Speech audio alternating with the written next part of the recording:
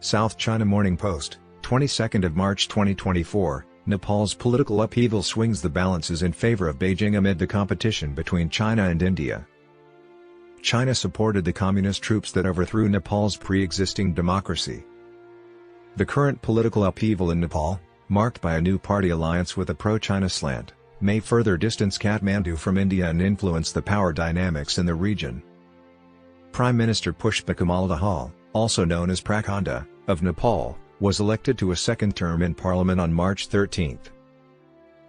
A significant change in the political landscape of the nation has occurred with the decision of the Communist Party of Nepal, Maoist Center, to break away from the new Delhi-leaning Nepali Congress and form an alliance with the Communist Party of Nepal, unified Marxist-Leninist, which is well known for its connections to Beijing. Since this new alliance brings Nepal closer to Chinese objectives, Nihar Nayak, a research fellow at the Institute for Defense Studies and Analyses, IDSA, believes it may have an impact on the regional rivalry between China and India. According to Nayak, China always takes pride in defeating India in Kathmandu. It always seeks to control a significant portion of the Himalayan region through regional and worldwide rivalry. China now has a considerable amount of military and economic sway over Nepal. Beijing is now one of the leading countries where Nepal receives foreign direct investment, FDI, especially for infrastructure projects funded by the Belt and Road Initiative. As a result, China is more invested in Nepal than India, which signals a change in the long-standing business relations between Delhi and Kathmandu. After 4 years of talks on investment procedures, Nepal is on the verge of signing an agreement with China to implement the Belt and Road Initiative. Narayan Kaji Shrestha, Nepal's foreign minister and deputy prime minister, will travel to China for 5 days next week. He is scheduled to meet with senior officials, including Chinese Foreign Minister Wang Yi, and it is anticipated that an agreement will be signed during the visit. In January, while acting as the previous government's Home Affairs Minister, Shrestha hinted that China and Nepal would soon sign the Belt and Road Plan. According to Nayak of IDSA, Shrestha's journey to China ensures that the Nepalese government amends the plan by the U.S. Millennium Challenge Corporation, MCC, agreement with India. He said that to counter the Indo-Pacific strategy in the region, the Chinese are putting pressure on the government of Nepal to correct the Belt and Road Initiative and accept the Global Security and Development Initiatives, which the Chinese side recently proposed. Despite being signed in 2017, the terms of the Belt and Road Agreement remain undisclosed and have not been presented for debate in Parliament.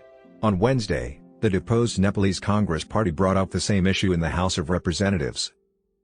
According to Nayak, India has adamantly opposed the Chinese Belt and Road Initiative because it threatens numerous neighboring nations' sovereignty and territorial integrity.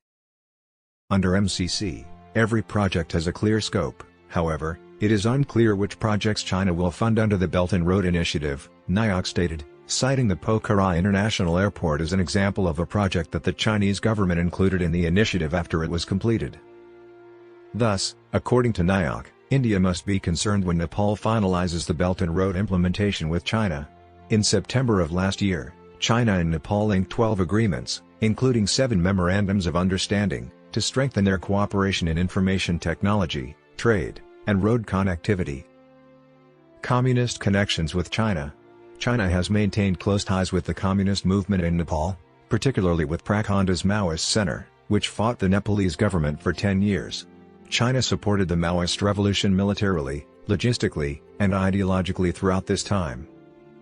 Following the recent change of power, there is much conjecture in Kathmandu's diplomatic and political circles over whether Beijing was pressuring the Maoist Center and the KP Sharma Oli-led CPN-UML to shake hands. Leaders of the Nepali Congress and other parties have charged Beijing with actively trying to bring the communist parties together, claiming that Prachanda changed his alliance due to Beijing's pressure. The incoming administration refuted this claim. Although China has been attempting to unite Nepal's communist parties, S.D. Muni, an emeritus professor at Jawaharlal Nehru University's School of International Studies, said it was unclear how the new government would operate. Communist parties form the new administration, but much will depend on how it operates. India hasn't publicly opposed this new government up to this point. Thus, according to Muni, a former ambassador and special envoy of India, everyone is observing its actions. The Nepali Congress's leadership's desire to restore Nepal as a Hindu state has historically made dealing with them more accessible for India. According to Bipin Adhikari, a law professor at Kathmandu University who spoke with This Week in Asia, geopolitical factors are usually considered when making political decisions in a nation. In Nepal, governmental changes are frequent. Adhikari suggested Chinese and Indian influence on Nepal's political parties when he stated, "There are always forces that are active in Nepal that want to have their government at the center." Adhikari emphasized that Nepal must keep the same distance from China and India to advance its economic goals without endangering its neighbors. Even though our relationship with India is positive, we must maintain a healthy balance with China. You must maintain objectivity, he urged. India, which has always viewed Nepal as part of its sphere of influence, may become more concerned by Nepal's change in foreign policy. China's growing influence in Nepal, which shares a lengthy border with 5 Indian states, raises concerns regarding India's possible strategic encirclement in South Asia. The path that lies ahead. According to former Indian ambassador to Nepal Ranjit Ray, India has deep cultural and economic ties to Nepal and holds substantial equity.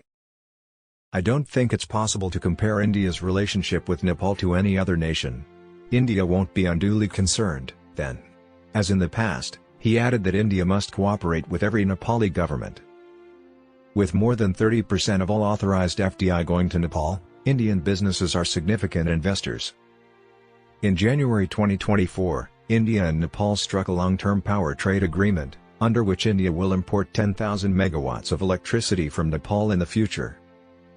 The 1950 Treaty of Peace and Friendship between India and Nepal stipulates that Indian and Nepali nationals shall have equal rights to live, own property, conduct business, and travel within both nations.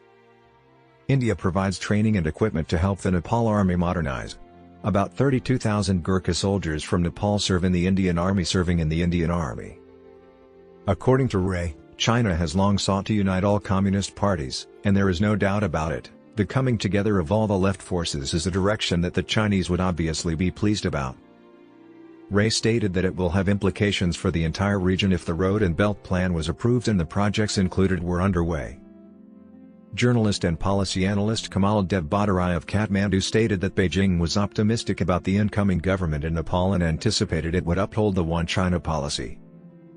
Still, Bhattarai said that relations with India would also probably proceed amicably, pointing to the Power Trade Pact as a significant step forward in bilateral ties.